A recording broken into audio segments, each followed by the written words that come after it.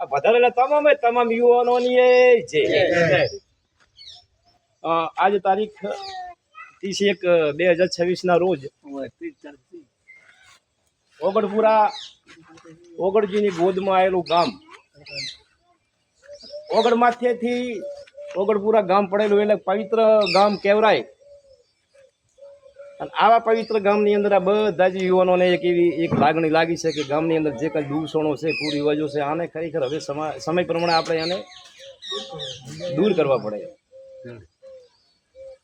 થોડા સમય પહેલાં આપણે ઓગણજીમાં જે સમાજનું બંધારણમાં આખી જનસેલાબ આપણે એવું હતું કે ઉત્તર ગુજરાતમાંથી ઠાકોર આવે છે, પણ આખા ગુજરાતમાંથી જે ઠાકોર સમાજનું સંમેલન મળ્યું અને સંમેલનની અંદર બુદ્ધિજીવી વ્યક્તિઓએ જે કંઈ સમાજ આગળ એ બંધારણ રજૂ કર્યું એ સમાજના હિતમાં કર્યું. કોઈના પોતાના વ્યક્તિગત હિત માટે નહીં, પણ સમગ્ર સમાજની ચિંતા કરી અને આ સમાજ આગળ જે કંઈ બંધારણનું વિમોચન કર્યું અને એનું આજ સમાજ એટલું બધું પાલન કરે છે કે જેની આપણે કલ્પના પણ નથી.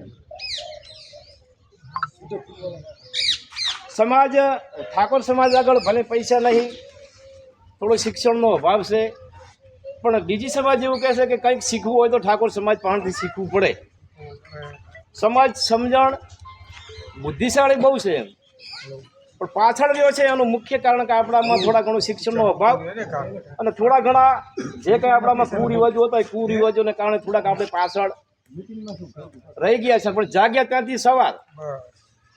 હવે અત્યારે હાલના જમાનામાં બધા યુવાનોને જે છોકરા ભણે છે અમને ખબર છે કે સોશિયલ મીડિયા, ઇલેક્ટ્રોનિક મીડિયા, ટેકનોલોજીનો જમાનો છે. અત્યારે આ આધુનિક યુગની અંદર જો કદાચ આપણે શિક્ષિત નહીં હોઈએ તો સારી તમે ખેતી પણ નહીં કરી શકો.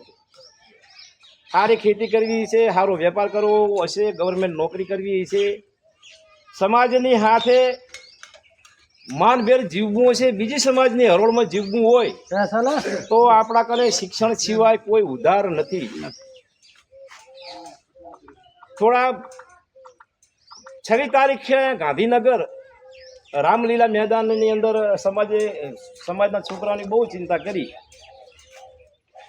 આવડો મોટો સમાજ હોવા છતાં સમાજે એક જ મુખ્ય વાત એક મિલી હતી કે સમાજની અંદરથી કોઈ આપણી બેન દીકરી કોઈ એસપી કે કલેક્ટર નથી અને એની ચિંતા સમાજે કરી છે. એનું મુખ્ય કારણ કે આપણામાં શિક્ષણ નથી. દરેક ગુજરાતમાંથી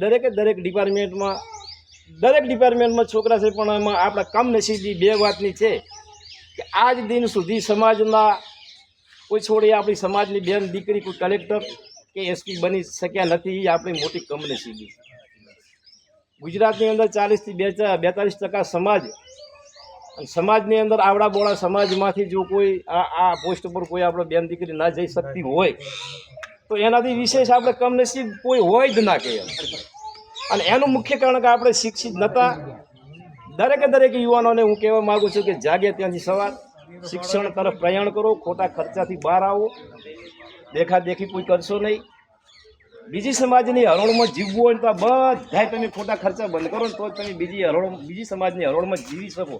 નકે આજ તમારા કારણ થોડા ઘણી જમીન છે નીકાળી તમે એને પૂરી કરી નાખજો અને આવનારી ભવિષ્યની પેઢી તમને ગાળું બોલશે કે અમારા વડવાઓ, અમારા ગંધિયાઓ જાય એનાથી દૂર જાય, એ અમારા માટે કાંઈક